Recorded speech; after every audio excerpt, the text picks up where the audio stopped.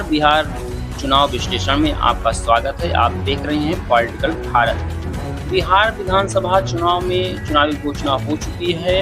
वहां पर नीतीश बाबू चुनाव मैदान में हैं। इनके साथ में भारतीय जनता पार्टी और जीतन राम मांझी, चिराग पासवान साथ मिलकर चुनाव लड़ रहे हैं, लेकिन सीट शेयरिंग फार्मूला अभी तय नहीं हो पाया है।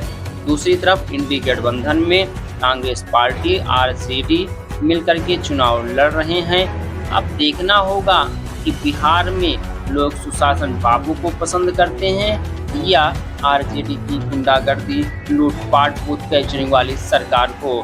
जबकि तेजस्वी यादव इस आरोप को नकार रहे हैं। नीतीश बाबू उनको चारा घोटाला कह करके आरोप लगा रहे हैं। दोनों में वाक युद्ध जारी है।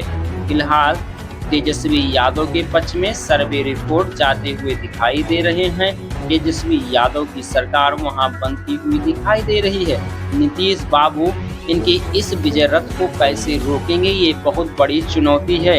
इसके लिए भारतीय जनता पार्टी एनडीए ने अपने चुनावी स्टार प्रचारकों को बिहार में लगा दिया है। अब देखना होगा कोई गेम चेंजर साबित होगा या नहीं, क्योंकि नीतीश बाबू ने चुनावी विवादों की झड़ियां लगा दिया है।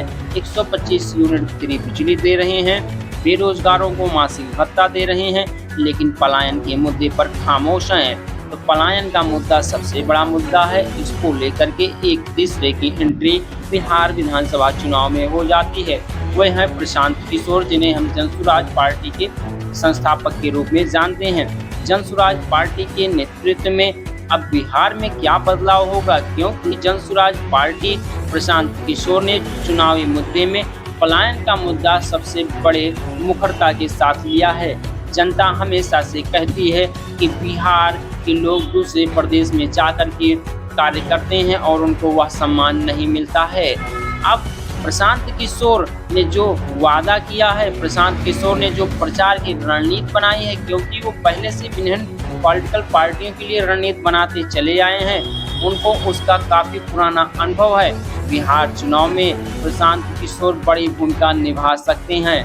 अब देखना होगा बिहार चुनाव में तेजस्वी यादव के पक्ष में जो नतीजे जा रहे हैं, सर्वे रिपोर्ट के मुताबिक वह सफल हो पाएगा या नहीं, क्योंकि कभी कभी सर्वे रिपोर्ट भी फेल हो जाते हैं। वहीं हम जनसुराज पार्टी की बात करें तो पीके बहुत ही रणनीतिकार हैं और लालू परिवार में आपसी फूट के कारण उनको नुकसान उठाना पड़ सकता है, क्योंकि उनके बड़े भाई तेजू भाई एक नई पार्टी बना चुके हैं। अब उनकी पार्टी ने अपना पार्टी का सिंबल और फ्लैग भी जारी कर दिया है।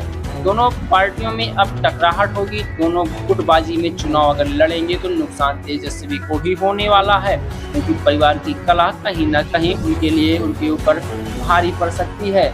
वहीं तेजस्वी यादव रोनिया आचार्य से भी बगावत कर बैठे हैं। अब बागी खेमा कितना वोट काट सकता है, कितनी सीटें जीतेंगी, ये आने वाले चुनाव में पता ही चल जाएगा।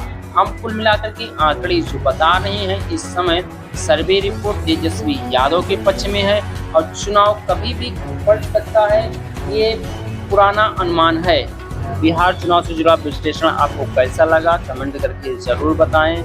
मिलते हैं अगली चुनाव विश्लेषण में, तब तक के लिए नमस्कार। चैनल पर नए हैं तो लाइक, सब्सक्राइब, शेयर करें। धन्यवाद।